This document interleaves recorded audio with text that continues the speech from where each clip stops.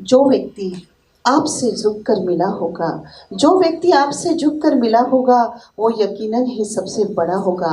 और इस बड़े व्यक्ति की गाथा अगर आप सुनते हैं, व्यक्ति एकदम से बड़ा नहीं हो जाता है। उसे कष्ट और विपत्ति मनुष्य को शिक्षा देने वाले श्रेष्ठ गुण हैं। कष्ट और विपत्ति मनुष्य को शिक्षा देने वाले श्रेष्ठ गुण हैं। जो साहस के साथ उनका सामना करते हैं, वो विजयी होते हैं और सभी का विनम्रता से दिल जीत लेते हैं। और वो है हमारे आज के chief guest for inaugural ceremony, doctor Balram Bhargava, Director General ICMR, Fellows of FNASC, FAHA, FAMC, and American College of Cardiology. Over to sir, please. Good morning to all. My colleague in cardiology and in the ministry, Professor Sanjay Tyagi, Professor Dr. Chintamani, an excellent talk by him and inspirational words that he talked about and how anatomy has to be sans frontier. Dr. Chatterjee and his kind words that he has showered on me, I am grateful to you, sir, for those very kind words. I do not deserve them, but thank you so much for these words and your poetry. Dr. Jain, Dr. Jethani, Dr. Mahajan, and most of all, the organizer for this meeting that we are all here together, Dr. Mangla Kohli. I congratulate you for organizing this in such a beautiful venue. I have my teachers sitting in the audience, Dr. Dhanraj Singh, Dr. Ashok Sahai, Dr. Srivastav, and my colleague Dr. Vishram Singh. They have been the mentors for anatomy for me when I was an undergraduate student at the King George's Medical College. My pranam to you, sir. Ladies and gentlemen, all the anatomists who are serving and creating, handcrafting new doctors for this country and for the world. Congratulations to all of you. You are celebrating 67 years of this conference of the Anatomical Society of India. And I often start my speech by saying that we have completing 70 years of our independence and what have we achieved. And then everyone says we have done well in IT and mobile. IT and mobile, and they stop there.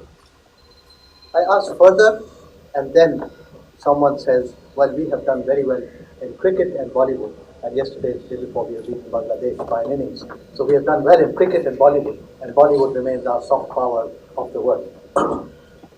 But I ask further, what else has India done well in as a nation in these 70 years? Then some bright person says that, well, we have done phenomenally well in our space program, the Chandrayaan and the Mangalyaan, and we have done phenomenally well in our nuclear program. We are launching satellites for many countries. We have launched more than 100 satellites in one go. So we have done phenomenally well as a nation in space and nuclear program.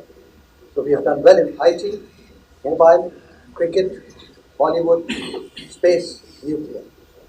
What they don't talk about, and we belong to a generation, so we can appreciate it.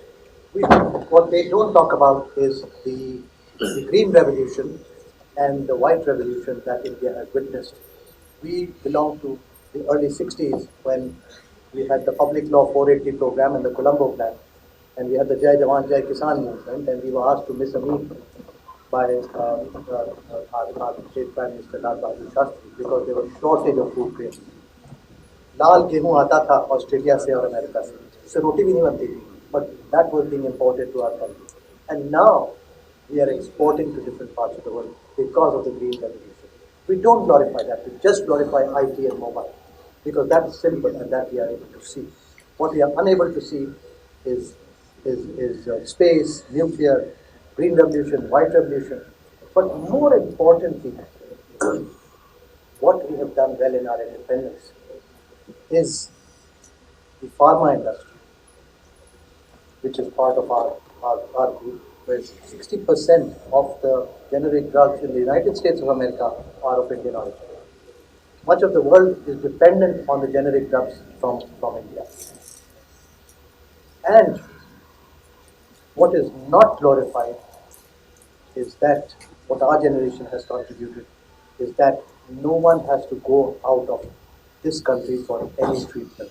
The latest and the best treatment has been provided by our generation for India. And that is a contribution which is never glorified. Having said that, we have two problems in the medical part of the healthcare part of our country, and one is providing universal health coverage, that is the treatment that is available now in our country, and we don't have to go out of the country, should be available to all. That is a difficult one, and we have to work towards that, and Ayushman Bharat is working towards that, to develop that program. The second is the emergency medicine and the standard operating procedures for emergency medicine, and that is what the next generation has to be trained in, for getting the standard operating procedures for various emergencies and the ambulance services, and that has to be developed in our country as we go forward. But having talked about and glorified IT, mobile, cricket, Bollywood, space, nuclear, green revolution, white revolution, more importantly, pharma and healthcare. And what is the most important thing is that 1 out of 5 doctors in the world is of Indian origin. So we are serving humanity. And these doctors who are serving humanity in the world owe it to people present in this auditorium, because their grooming starts in the Department of Medicine. Anatomy is the lifeline of medicine, and it is in this. When a 16-year-old boy or girl enters the portals of a medical institution, then one is wondering where I have come. And anatomy is the department which teaches them discipline, which teaches them the grooming for anything in medicine. As a medical doctor, the grooming is done in the department of anatomy. You hold the BP knife at the age of 16 and cut knife to skin, and that is an experience which cannot be, which is every medical student will remember all his life till his dying day. And that is, once that gets confidence how to cut a human body, how to treat a human body. I can talk from my personal experience. My greatest experience in my lifetime was to visit the University of Padua and to visit the gymnasium or the amphitheater where Vesalius taught anatomy in 1392. And that auditorium is not open to all, but since I was a visiting faculty there, so they allowed us to visit that amphitheater, which we have seen in our books. And I have the largest collection of anatomy books still, right from James Last to Grant to Holinshed to Arnold reconstructive anatomy to McGregor surgical anatomy, all the Cunninghams, and obviously at that time when I joined, the first volume of Charasya had come out, and wonderful. That is only one volume, Superior Extremity and Thorax. And that is a joy. So still anatomy is, and I think what we are losing out by invoking too much of IT and mobile is the actual chalk and blackboard teaching, which is where we have to, which is taught by teaching. And that is the joy which is etched by writing on the chalk. You etch it in the memories of all the students. Whether it be 250 now, or we had 180, 250, whatever you wrote down. The diagrams with Dr. Dhanraj Singh and Dr. Ashok Sahai and Dr. Srivastava and Dr. Vishram Singh, they used to make on the blackboard. I mean, they are still haunting me every time. Brilliant diagrams. That is one aspect of anatomy which we should try to rejuvenate in every which way by using technology if we can, but I think that blackboard and just knife to skin, chalk to blackboard, that is how I would say it, is absolutely the most important thing as far as medicine. And then the value of actual dissection, the value of camaraderie on the dissection table, the value of understanding the Douglas pouch, the greater sac, the lesser sac, the momentum, the whole internal capsule and the putamen and how it goes and how the caudate nucleus is. I mean, those pictures are good, they can be made in the mind. But first, I think if we are taught on the blackboard and then we see videos, I think it will become a permanent thing in the mind. And that is what has been contributed by this. As has been said earlier, that this is a vanishing breed, and we have to nurture them.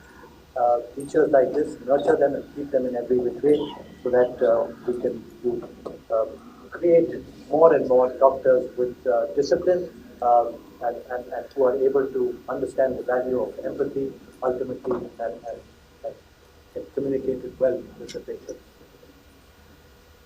The President talked about the Medical Council of India and the competency-based curriculum and the shortage of teachers. And so we have from the Medical Council of India, we have the following things that we have done, which will be very useful as far as the non-clinical departments are concerned. We have asked, and the board is looking at the final proposal, that the undergraduates, I mean the non-clinical department faculty can run the outpatients in the hospital. General medicine, and that is one thing which we are working towards, and I think that should happen clearly from the Medical Council of India, that at least the screening OPD or the general OPD can be done by faculty from anatomy, from a faculty from physiology and biochemistry, because we have in our country glorified super speciality too much. I think it's just the MBBS which is a good degree, and that is what we need to glorify. Good MBBS with a good internship is one who is capable to really understand the problem, and that is what we need to foster from the to get the internship back, to get the MBBS doctors be able to see patients in non-clinical departments. The second important thing that we are proposing for the Medical Council of India, and I think it should be through soon before the NMC takes over, is that post-graduation faculty can be appointed in the non-clinical department with an MBBS alone, and they can continue to do their post-graduation whilst they are faculty in these non-clinical departments, and their professorship will be based only on when they get the degree. The rest of the promotions. So this is one other proposal that I have proposed to the council, and hopefully that should also be. These are two important things which we feel that will happen for the non-clinical departments from the Medical Council of India. The last point that I want to really say is that from the Indian Council of Medical Research, we are open for all kinds of grants, all kinds of research projects that we will be happy to steer them, whether it be getting the good old teaching, whether it be getting a good old dissection, whatever way we can help from the Indian Council of Medical Research, it is open to you all, and I'm delighted to help you. And I now declare this conference open and wish a feast of deliberations for all of you. Thank you.